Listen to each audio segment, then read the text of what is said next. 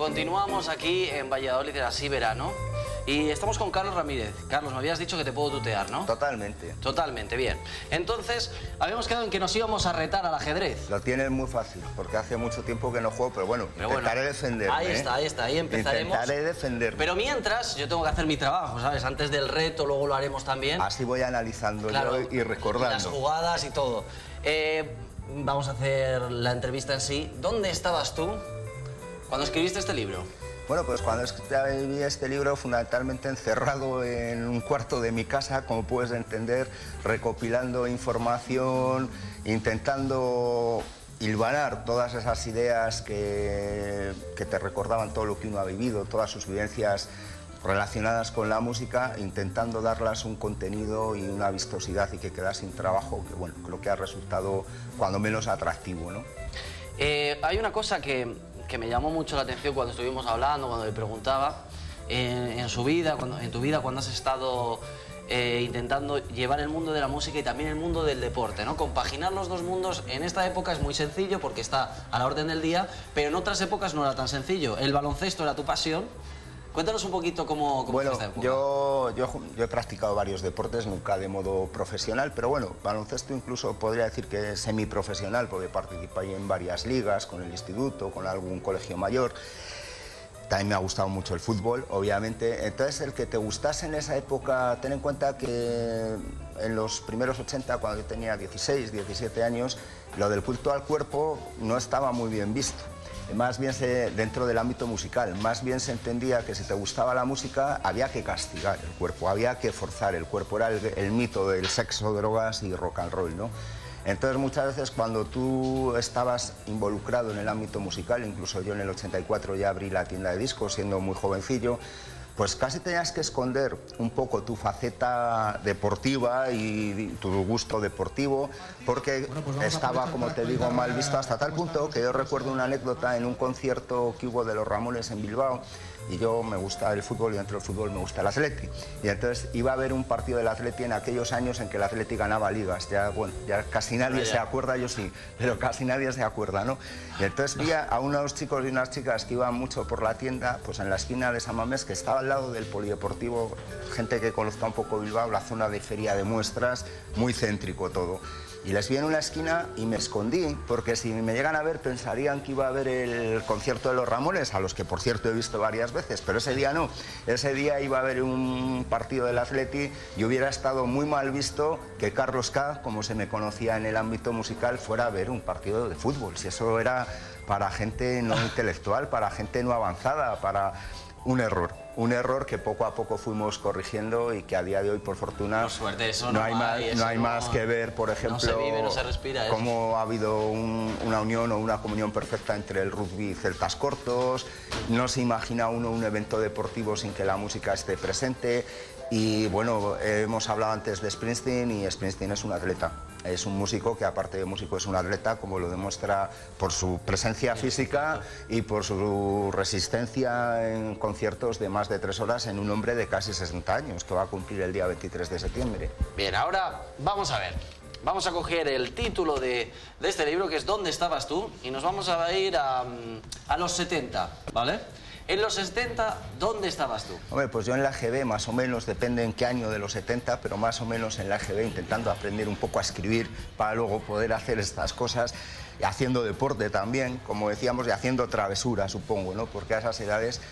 Y bueno, de esa época... Digamos que por esta época, el Bisbal de la época o el Bustamante de la época sería Paíno, ¿no?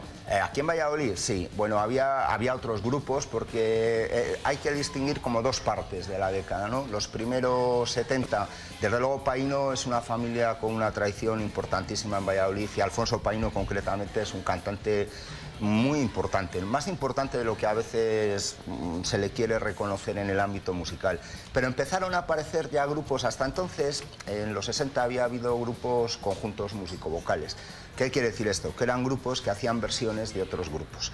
A partir de los 70 empiezan a surgir compositores, como por ejemplo Miguel Orrasco, de quien partió la idea de este libro, porque fue él el que se acercó al Ayuntamiento de Valladolid a proponerlo, y a partir de ahí contactó conmigo para que lo escribiera.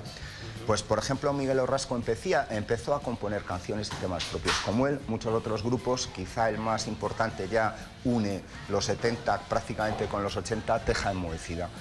Y esos son un poco los, digamos, los datos que marcan la década de los 70. ¿Cuáles son las diferencias entre los 70, los 80 reales? ¿Cuáles son? Hombre, muy importantes. Ten en cuenta, habrás oído hablar, no lo has vivido por edad, de la movida madrileña. Sí. Valladolid está muy cerca de Madrid.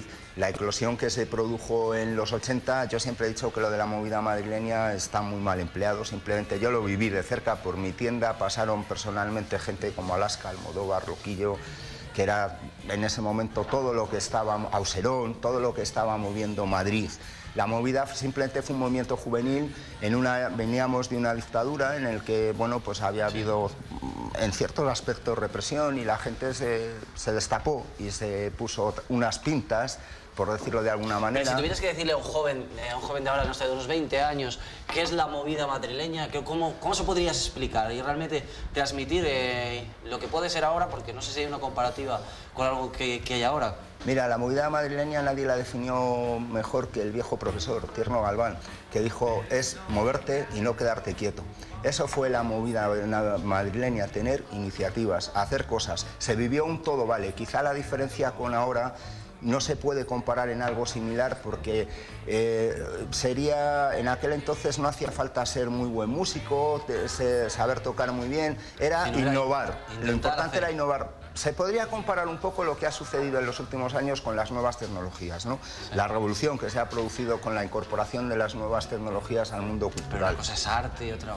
Sí, bueno, pero en la música ha tenido mucha importancia también el tema de DJs, por ejemplo, la revolución que han tenido con las nuevas tecnologías es muy importante también, ¿no? Y la movida... Carlos, ¿y dónde estabas tú? Pues en los 80 en plena movida. Te aseguro que la viví en Madrid, en Barcelona, en Euskadi y por supuesto en Valladolid. ¿Te sientes parte de ella? Sí, sí. Y cuando oyes hablar de la movida... Pues hombre, mira, no lo miro con nostalgia, lo miro, o sí con la nostalgia que dice el tango, ¿no? A lo mejor tristeza hacia afuera, pero alegría hacia adentro, porque la verdad que fue una época inolvidable en mi vida, irrepetible. Yo siempre digo que la gente que tenemos entre 38 y 45 años somos una generación que tuvimos una suerte enorme en España, porque vivimos acontecimientos que no se van a volver a repetir, para bien y para mal. Les hubo buenos y les hubo malos, pero son acontecimientos y cambios sociales que ya nunca más se van a dar, esperemos, además por fortuna, ¿no? Esperemos. Y musicalmente fueron importantísimos. ¿Qué grupo te quedas de los 80? De Valladolid, me voy a centrar en Valladolid, me quedaría con tres. Los Nadie, porque Los Nadie fue un grupo... Con Carla. Y su tema Carla, que marcó una época no solo en Valladolid, sino a nivel nacional e internacional. A mí me pedían el disco desde Inglaterra, desde Francia, desde Italia. Me voy a quedar con Fallen Idols, porque Fallen Idols era un grupo californiano de Valladolid, hacían música de la costa oeste, fueron muy criticados Los Nadie, los Fallen Idols, y nos vamos quedando con todos estos nombres para que... Iniciaba su andadura nuestro grupo más internacional, Celtas Cortos. Celtas Cortos. Que no hay que olvidar. Hay muchos otros, Automáticos, Objetivo Perdido, Reflejos, Disidentes, Analgésicos, Crónica Negra. Es que si me pongo a contar, relato el libro y no, el libro tienen que leerle. Porque en los 90, nos vamos a dónde estabas tú en los 90. Los 90 ya aparece un grupo que para mí es fundamental, aunque tuvo una duración corta, Retrovisores. Como su nombre indica, los retrovisores, en los 90 se vivió a nivel mundial un revival de los 60. Y España ya, como habíamos salido de, digamos, de la oscuridad y ya sí nos llegaba todo en primer momento, pues también lo vivió en su momento. Y entonces en los 60 hubo un grupo, en los 90, perdón, hubo un grupo en Valladolid que se llamaba Retrovisores, que para mí marcó una época, aunque duró muy poquito. Después le siguieron Los Sustitutos y algún miembro de Los Sustitutos actualmente está en Happening. ¿Con quién nos quedamos? ¿Con quién nos quedamos de los 90? Yo con Retrovisores. Retrovisores. ¿Con uno? Sin desmerecer. O sea, en los 80 mordimos muchos, en los 90 uno. Bueno, Baikal, quizá. Bueno, claro, es que me lo pone muy difícil. Imagino que habrá quien nos esté viendo ahora mismo y es que me lo pone muy difícil, porque qué recuerdos, qué grupos, dirán, qué malo es Carlos, que no me nombra a mí. Pues cómo no voy a nombrar a los Heavies, a Kron, a Halley, a Imperativo Legal, a Baikal, a Club Negro. Bueno, aquí tenemos... Es que son muchos.